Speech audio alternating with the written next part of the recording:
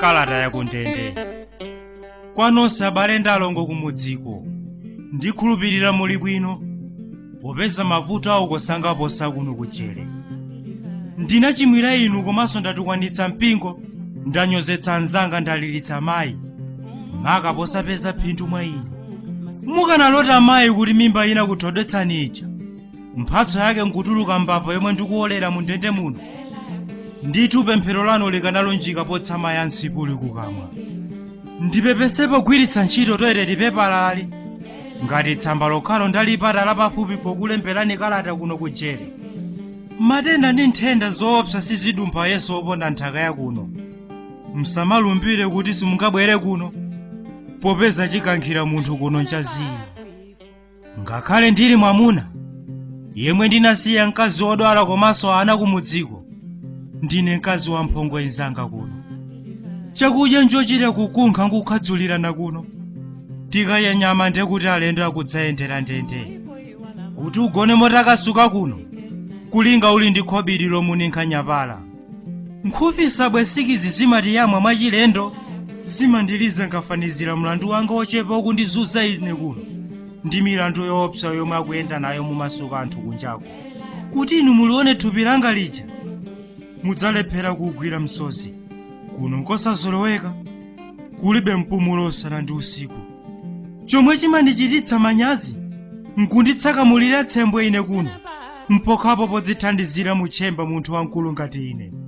Gulu lili ndi kumasangulutsa maso na machena akuchima njikweza. Kuno kundende moyo wa munthu unatsikira tuntengo. Milungu ingapo imapyola thupi osalawa madzi, zowawa zili apo, ndende yandinyadilitsa. Maka pokhala chotengerapo moyo wanga kuuchotsa ku dziko, ndadziwa mawu ine lero, komanso kulemba nkuwerenga. Kunayikikadi ine wampanda, ndikathe kumudziwa kudzera muno mundende. Iye wakukhala nalo lupanga lakuthwa, wakukhala nawo maso ache ngati lawi la moto, wa mtima wokomali wa chilimbitso. Iye ali woyera, ali ndi woona, ali ndi chifundo, mtendere ndi chikondi. Ngakhale ndili muno mujere, adzandikumbukira tu ine nandionjola munjatonga ya mdima ndi mthunzi wa ifawu.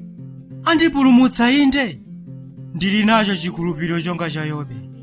Ndidzakaonanso chokoma ku fuko langa, monga zika. Ndipepese ndinachita timphulupulu ndi choyipa. Sindikusowekera kuwerenga china chilichonse cha lembo lopanda chiyembekezo. Sindikukhumba kudzayimbiridwa ntafa. Olo mtembo wanga nyimbo zidzakhale mapazi, ndili nako ine kanthu kodalira. Bwenzi lenileni lomwe silidzandisiya. Ndili nacho chishango chondithunzitsira mtima wanga wosweka, ndicho Baibulo, chitambaya chonditsangulira utomoni wa diso langa.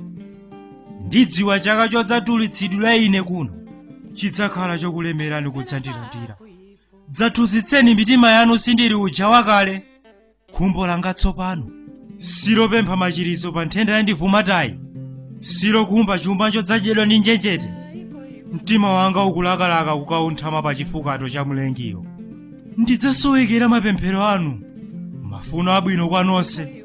Ndatha ine Yokoniya Julius Mandalisa.